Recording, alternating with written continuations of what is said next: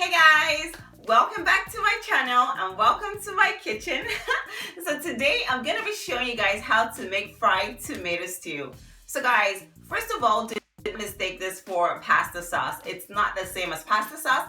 Comparing it to pasta sauce would be like comparing tomatoes to sun-dried tomatoes. They're totally different. The flavors are entirely different. So when you sun-dry your tomatoes, you develop such deep flavors that you wouldn't get from fresh tomatoes. It's the same thing with the fried tomato stew. When you fry it and you take your time to fry it, you develop such deep and amazing flavors that you wouldn't get from your regular pasta sauce. So guys, if you want to learn how to make this amazing tomato sauce, then just keep watching. And while you're watching guys, don't forget to give a thumbs up to this video, leave comments down below and subscribe to my channel. I love you guys. See you guys in the next video. So here's what we're gonna need. Some freshly crushed tomatoes, the fresher the better. Some chopped onions, minced garlic, habanero peppers, tomato paste, and a lot of spices. So I have my bouillon cube, nutmeg, I have ginger. Guys, if you have the fresh ginger, please use it. I didn't have it, so I used the dry one.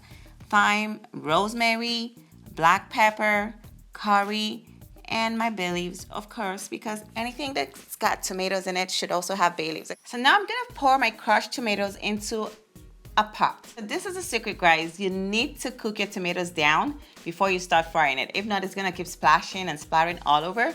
So I'm gonna cover it and let it cook. But here's the trick. Once this begins to boil, you can see that the tomatoes actually separate from the water. Can you see that? So instead of waiting for hours for this to cook down and all the water to evaporate, I'm just gonna go ahead and pour my tomatoes into a strainer. Guys, this is a trick that would save you hours in the kitchen and a lot of mess. So just pour this through the strainer and use a wooden spoon to push down on it to get all the water out of your tomatoes. So guys, you can see the water is literally clear. Okay, it's so clear because you're not getting any tomatoes in there because the strainer is holding all the tomatoes. But this is gonna save you so much time. But then guys, do not lose the water, okay? Use this water to boil your meat for your stew because you don't wanna waste all that flavor that the water gives. So now I have my tomatoes back in the pot. So I'm gonna go ahead and add my tomato paste into it and I'm gonna mix it up really good, okay? So guys, you need to mix it up really good so it becomes one tomato paste. So just scoop up everything in there and stir and mix this up really good. And you know, I mean, the stove is on, so this stuff is also cooking as well. And because you need to cook it for a long time to cook out all the acidity in the tomato paste, okay? So now I'm gonna go ahead and add my garlic and my habanero pepper. And of course, okay, you know, messes happen, okay, guys? Stuff happens in the kitchen.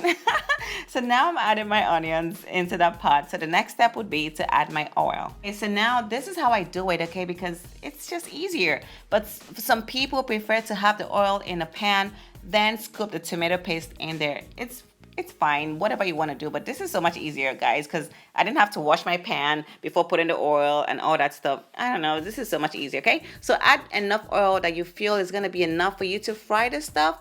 Guys, do not be afraid of adding too much oil because when you are done frying your tomatoes, you can go ahead and strain out the excess oil and use it to fry your tomatoes next time you want to mix stew. So don't be afraid of adding oil, but you need to have enough oil for these tomatoes to fry really well. So now I've added my bay leaves in there because the longer you fry it with the bay leaves, the more flavors you extract from those dry old leaves. So keep stirring this, guys, because you don't want your stew to burn. You don't want it to begin to stick to the pan or to begin to burn because nobody wants that burnt bits of tomatoes in your stew. So just keep stirring. You have to be really patient and just keep stirring.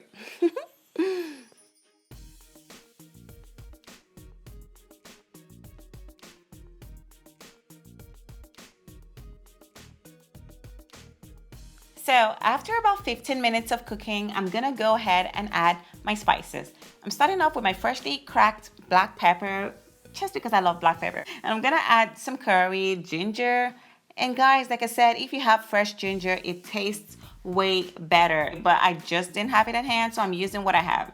So go ahead and add the rest of your spices, your nutmeg. If you have the nutmeg itself, you can grate it in there. That would be way better. Add your salt. But guys, if you don't have any of these ingredients, feel free to use whatever you have. But don't skip on the bouillon cubes, okay? Because that's where the authentic stew flavor comes from. We just love it, okay? It just gives it a wonderful flavor.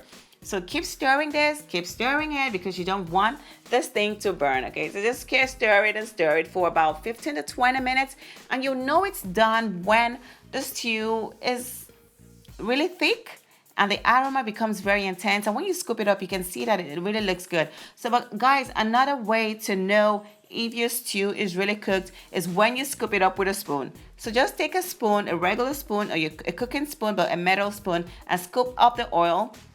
And look at it. If the oil is still cloudy, like mine still looks cloudy, you know your stew is not done. So cook it for about 10 more minutes. And after that, go ahead and add your meat.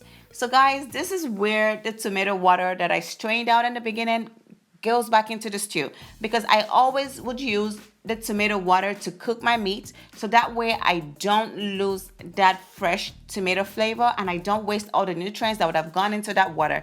Okay, so this is what I do, but you can use chicken stock if you want, but this is how I make it and it tastes so good. So I'm gonna cover this up and let it simmer on low heat for about 15 to 20 minutes, and after that our stew is done.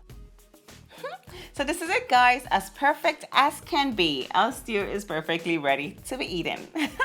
So guys, you can serve this over rice. You can use it to eat your boiled potatoes, your yams, whatever. It tastes so good. So thank you for watching, guys. And guys, please leave comments down below and let me know if there's a way to make this better. Just leave comments down below. And guys, don't forget to like this video and to subscribe to my channel. Okay? I love you guys.